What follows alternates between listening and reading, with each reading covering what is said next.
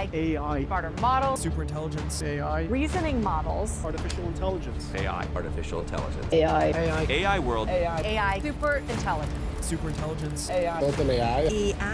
AI. AI is a word that gets thrown around everywhere in the current day and age. And when it comes to PC gaming, it carries quite a negative connotation. Prices are skyrocketing and games are becoming less and less optimized. So is AI ruining PC gaming? Has it already done that, or is it actually helping? Hello to you beautiful people, I'm Edu, and today we're going to try to answer one of the most controversial questions on the internet. Regardless of your knowledge about PC gaming or PCs as a whole, so even if you're not caught up to speed or are just getting into PCs, you will be able to understand, hopefully, pretty much everything in this video, so let's dive into it.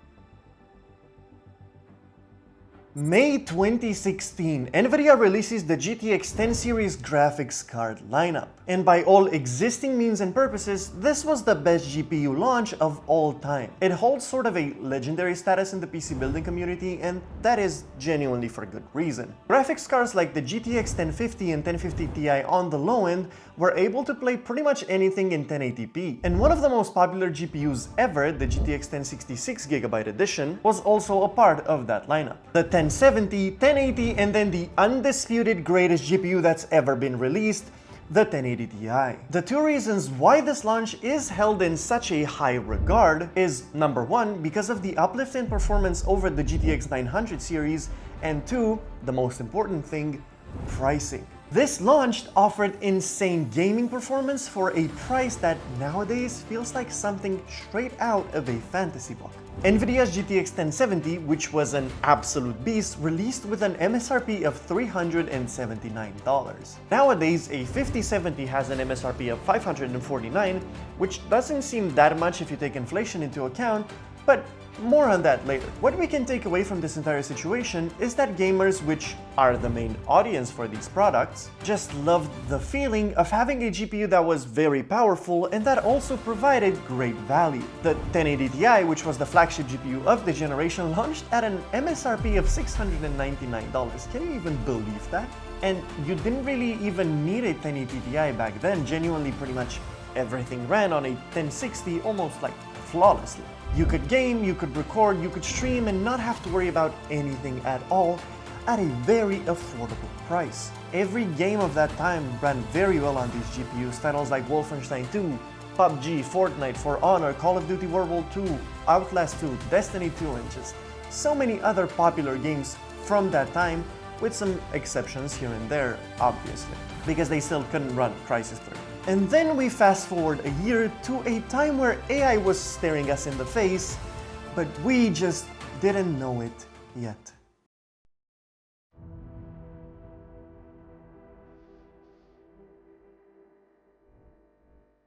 You've already heard of words along the lines of AI, deep learning, machine learning, and so on. Following the release of the GTX 10 series, 2 years later, Nvidia announced their new GPU lineup, the RTX 20 series. RTX 2080, 8 gigabytes per second, 60 trillion RTX ops, about 6 times the performance of a Titan X for ray tracing, 8 gigabytes, and then the RTX 2080 Ti, 10 gigaраys.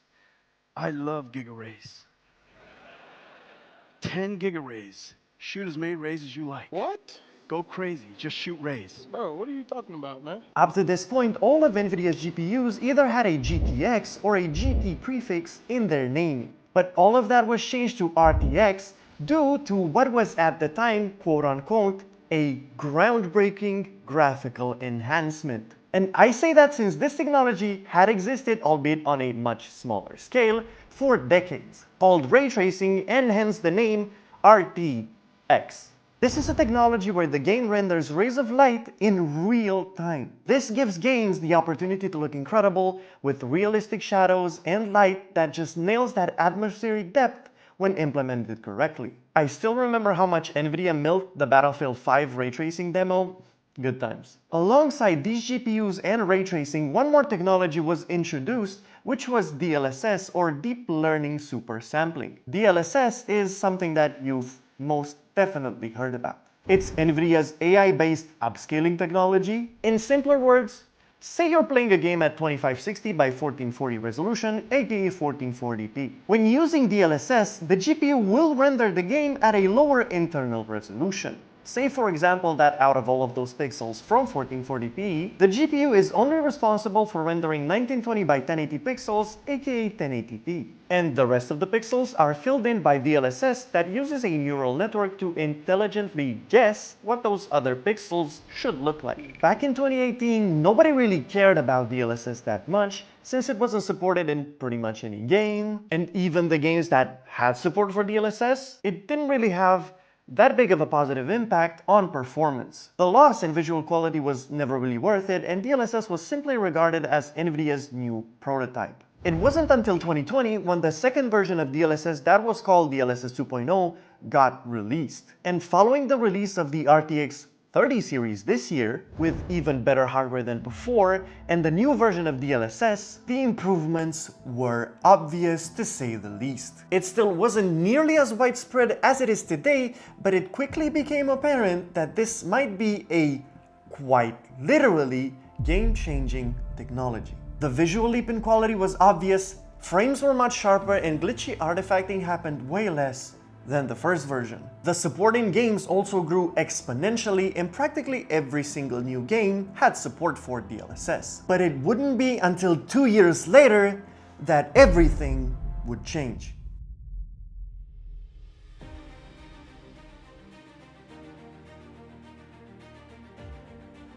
September 20th, 2022, NVIDIA announces the RTX 40 series GPU lineup, and alongside them the latest version of DLSS. And it introduced yet another technology in the world of PC gaming called frame generation.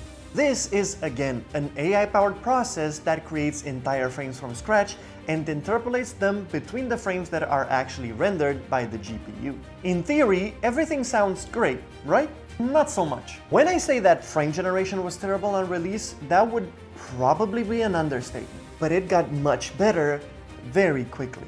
October 12th, 2022, the RTX 4090 launches, and the first game to feature DLSS 3 was Bright Memory Infinite. I never played it, never heard of it until I made this video, but apparently it was the first game to support it. And many other games like A Plague Tale Requiem and Microsoft Flight Simulator followed swiftly.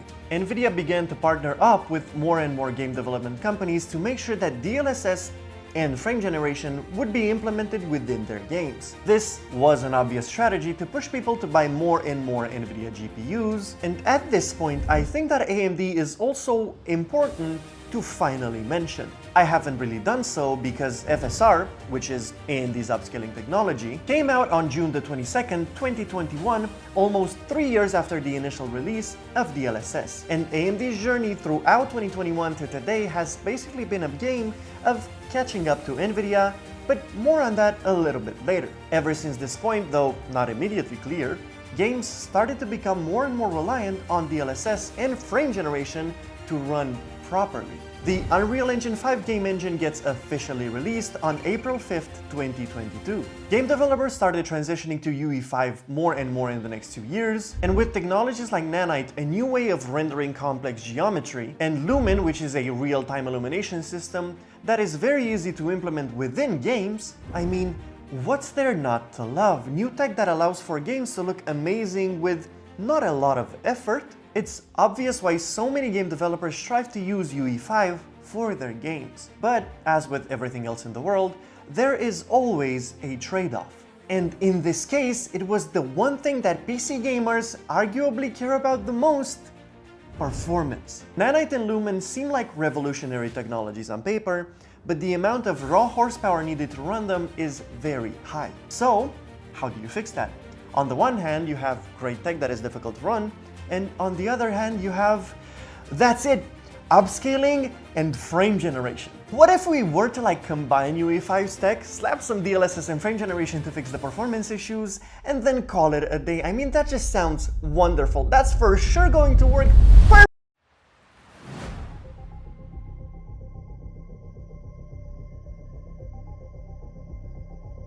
GPUs are becoming incredibly expensive. Games start to need more and more VRAM in order to run properly, even at lower resolutions. Medium settings in yet another game, we're seeing issues for the 8GB VRAM card. 8GB GPUs like the RTX 4060 are starting to struggle to run games in 1080p with max settings, and 1440p is starting to become a distant dream for these kinds of GPUs, at least in modern AAA titles. Day after day, games like The Last of Us Part 1 get released with tons of performance issues and crashes. This trend would continue, with some exceptions of course, but the situation would only get worse throughout the entire year and through 2024 as well. More and more poorly optimized games get released seemingly every single hour.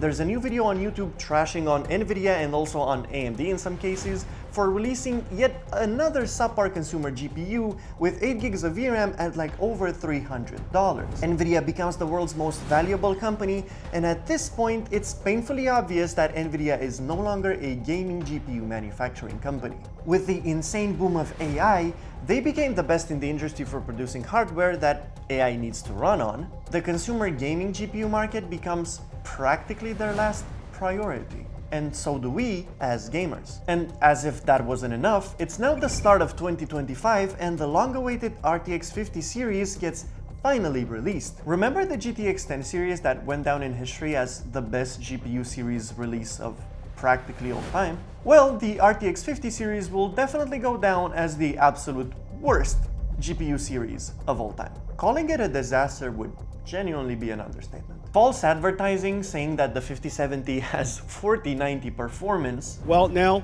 with the Blackwell family, RTX 5070, 4090 performance at 549. GPUs weren't in stock anywhere in this world. Supply sometimes being in the single digits, people in Japan making lotteries for a chance to buy their limited stock of 5090s. Not to win a 5090, but a chance to buy one.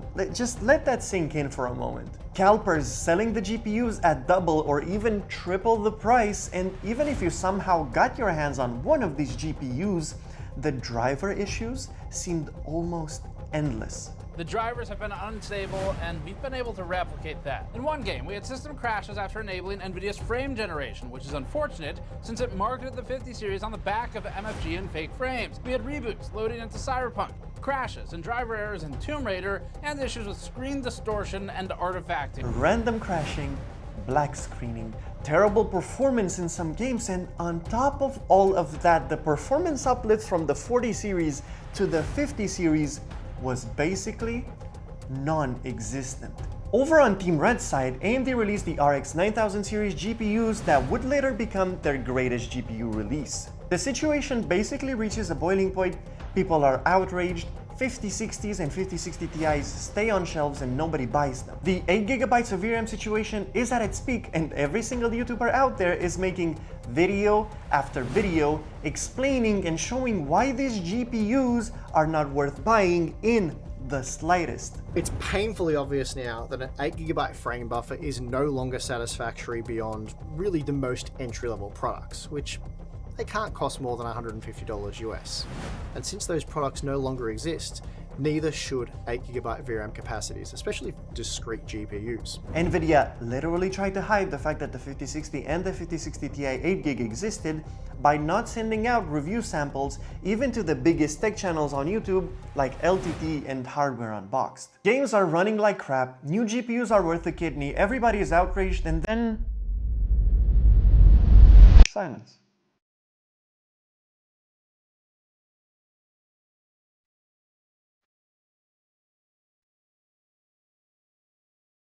Throughout the following months, the situation does get better.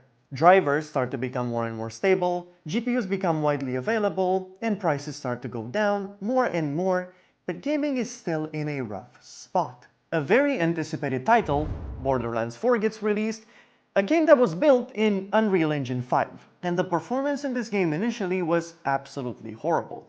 It has gotten better, but it's still pretty bad. At this point, practically all hope is lost in gaming. Some titles practically force you to use upscaling and sometimes even frame generation for the game to even run properly. Though the hardware part is getting better, the gaming industry is spiraling more and more. And then Silent Hill F comes out, another UE5 game that, what? Runs pretty well? It's not perfect by any means, but the game can run very comfortably without needing a very high-end system. Battlefield 6 is also released that uses a proprietary engine. The game looks absolutely phenomenal and the performance is just as good as it looks. Games like Hollow Knight Silksong are absolutely trashing gigantic game development corporations, and things are finally starting to look good. Shout out to Expedition 33, by the way. Deserved Game of the Year. People are starting to gain hope yet again, and fast forward to today, which is December of 2025, at least when I'm recording this video, almost every NVIDIA GPU right now, at least in the United States, is readily available at MSRP, with small exceptions like probably the 5080 and the 5090. AMD's RX 9070 XT becomes GPU of the year. They catch up to NVIDIA's upscaling with their latest version of FSR, FSR 4. I mean, seriously, the difference between FSR 3.1 and DLSS 3 was pretty big in favor of NVIDIA, but with their latest release, there's almost no difference between FSR 4 and DLSS 4, though AMD is still quite a ways behind NVIDIA when it comes to ray tracing, AI-related tasks, stuff like 3D modeling, and also definitely content creation. But gaming-wise, AMD is the clear value choice and has been for quite some time now. The rumored RTX 50 Super refresh is also just around the corner, yet I can't really say I'm very excited for it. I also can't recommend you wait for that release, since looking back at the advice that I gave a year ago to wait for the 50 series, well, that advice, let's just say, did not age very well. We also got some recent news following the terrible sales number of the RTX 5060 Ti 8GB version, where NVIDIA is starting to prioritize making more 16GB GPUs, which is obviously a very nice thing to see.